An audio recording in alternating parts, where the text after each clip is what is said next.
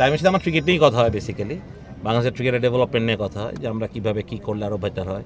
ওর আইডিয়াসগুলো আমি শুনি, বা আমার কিছু বলার থাকলে আমি তো বলি।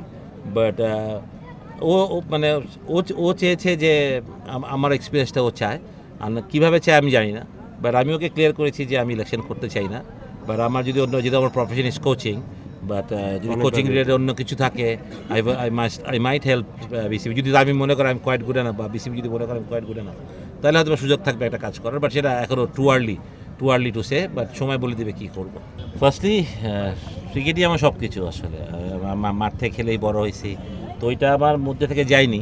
কারণ আমি এখনও 7 দিনই মাঠে থাকি। ইনফ্যাক্ট আমি রাজশাহীতে 3 দিন কাজ করি। বাংলা ক্রিকেট একাডেমি জানেন আপনারা, 4 দিন আমার নিজের এখন একটা একাডেমি আছে, ক্রিকেটার্স একাডেমি। সেই 4 দিন আমার ক্রিকেটার্স একাডেমিতে আমি কাজ করি। আর তো এটা ছাড়া সম্ভব না, সেটা মাঠ ছাড়াটা ডিফিকাল্ট। বোর্ডের ডিরেক্টর ছিলাম তখন আমি কোচিং করেছি, সবই করেছি। তো ক্রিকেট মাঠের বাইরে আমি কোনো সময় যাইনি। সেই ছোটোবেলা থেকে আমি শুরু করছি ব্যাক ইন 84, যখন আমার বয়স 13 বছর, তখন আমি 13 ফার্স্ট খেলি। তখন থেকে আজকে অনেক বছর হয়ে গেল, প্রায় 42 বছর। আরেকটা কথা হচ্ছে যে, যেটা আপনি প্রশ্ন করলেন, ন্যাশনাল প্লেয়ারের সাথে কথা হয়। তো আমি কোনো সময় যাইছে কথা বলি ওদের সাথে, ওদের ক্রিকেট নিয়ে। আমি খালি এনকারেজ করি, ভালো খেলছিস, ভালো বল হয়েছে, এরকম। ওরা মা এসে প্রশ্ন করে, স্যার দেখছেন কিনা, লেন্থ ঠিক ছিল কিনা, বা পুরান বলে কেমন হয়েছে, বা ব্যাটিংয়ে বলে স্যার কী প্রবলেম হয়েছিল।